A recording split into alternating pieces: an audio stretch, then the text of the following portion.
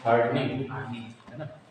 Hardening means hard होने के साथ साथ क्या होता है, इसमें जो तन्यता के गुण है वो कम हो जाते हैं। जैसे माइल्ड स्टील था पहले, मान के चलिए एग्जांपल लेते हैं माइल्ड स्टील का। माइल्ड स्टील में भी कार्बन की मात्रा होगी, है ना। तो वो जो कार्बन होते हैं वो हार्डनिंग जो प्रक्रिया करने से क्या होते हैं, जो कार्बन है वो फंस के रह जाते हैं, बाहर नहीं आ पाते। तो वो हार्ड तो होता है, साथ ही साथ उसके उसमें जो तन्यता के गुण थे, जो मुलायमपन था, जो सॉफ्टनेस था, वो कम हो जाता है। समझ में आ रहा है? हार्डनेस बढ़ेगा तो क्या होगा, सॉफ्टनेस कम होगा, है ना। और साथ ही साथ वो क्या हो जाता है, जो स्टील है वो भंगुर भी हो जाता है, ब्रिटलनेस का गुण आ जाता है उसमें। तो ब्रिटलनेस को कम करने के लिए फिर आगे जो टेम्परिंग प्रोसेस है उसमें देखेंगे, टेम्परिंग किया जाता है ब्रिटलनेस को कम करने के लिए। समझ में आ रहा है? तो ये प्रिंसिपल है। तो क्या है प्रिंसिपल में, स्टील को जब हम गर्म करके तेजी से ठंडा करते हैं तो जो कार्बन पार्टिकल्स है वो बाहर नहीं आ पाते, उसकी मेटल स्टील के अंदर ही फंस जाते हैं, है ना। जिससे हमारा जो स्टील है वो हार्ड हो जाता है और तन्यता कम हो जाती है। ये प्रिंसिपल है। आगे प्रोसेस में आते हैं। तो प्रोसेस में फिर से वही 3 स्टेप, हीटिंग, सोकिंग और क्वेंचिंग।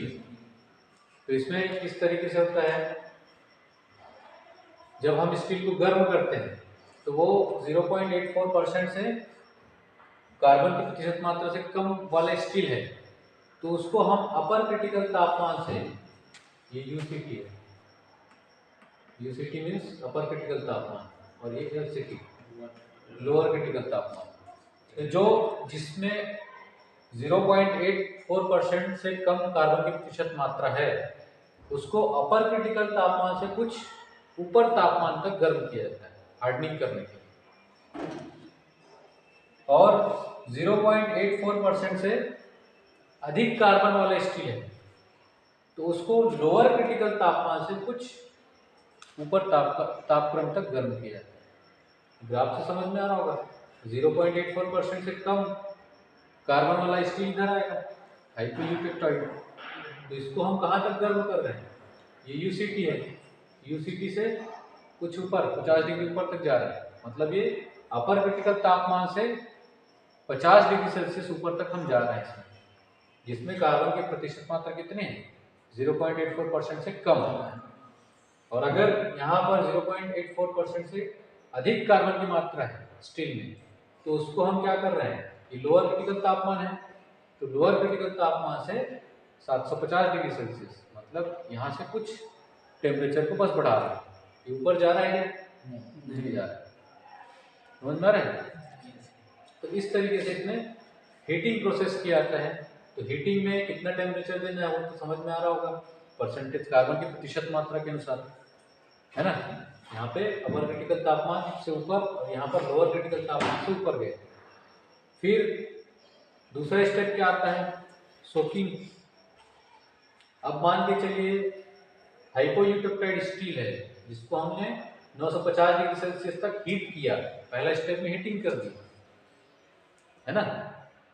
सोकिंग करना है, तो सोकिंग करने के लिए क्या करते हैं, अब 950 डिग्री सेल्सियस फर्नेस का तापमान आ गया है, तो उस टेम्परेचर को कुछ समय के लिए मेंटेन किया जाता है। अब वो सोकिंग टाइम कितना लेते हैं, सोकिंग टाइम लेने के लिए क्या है, 10 मिलीमीटर के लिए 5 मिनट। अगर जो जॉब की जो मोटाई है ये मान के चलो 20 मिलीमीटर, है ना। तो सोकिंग टाइम में हम लोग क्या लेते हैं, 10 मिलीमीटर अगर मोटाई है जॉब की 5 मिनट, लेकिन अगर 20 मिलीमीटर मोटाई है तब 10 मिनट। तो ये सोकिंग टाइम निर्धारित किया जाता है जॉब की मोटाई के अनुसार, स्टील की मोटाई के अनुसार सोकिंग टाइम निर्धारित किया जाता है। तो अगर 20 मिलीमीटर का है तो 10 मिनट तक हम 950 डिग्री सेल्सियस को मेंटेन करके रखेंगे फर्नेस के अंदर। समझ में आ रहा है? ये दूसरा स्टेप हो गया। उसके बाद क्वेंचिंग करना, तीसरा स्टेप क्या है, क्वेंचिंग करना। तो क्वेंचिंग मतलब कूलिंग, ठंडा करना, है ना। तो इसके लिए क्वेंचिंग, जो हार्डनिंग के लिए क्वेंचिंग मीडियम है वो ब्राइन सॉल्यूशन या वाटर। क्वेंचिंग मीडियम मतलब क्या है, देखो ब्राइन सॉल्यूशन या वाटर, कूलिंग के लिए, ठीक है। सोकिंग जैसे ही हुआ उसके बाद फर्नेस के अंदर जो जॉब है उसको निकाल करके, जो स्टील है उसको बाहर निकाल करके तुरंत हम या तो ब्राइन सॉल्यूशन में डालेंगे या तो पानी में। ये क्विंचिंग मीडियम है हार्डनिंग के लिए। क्लियर है? जैसे एनीलिंग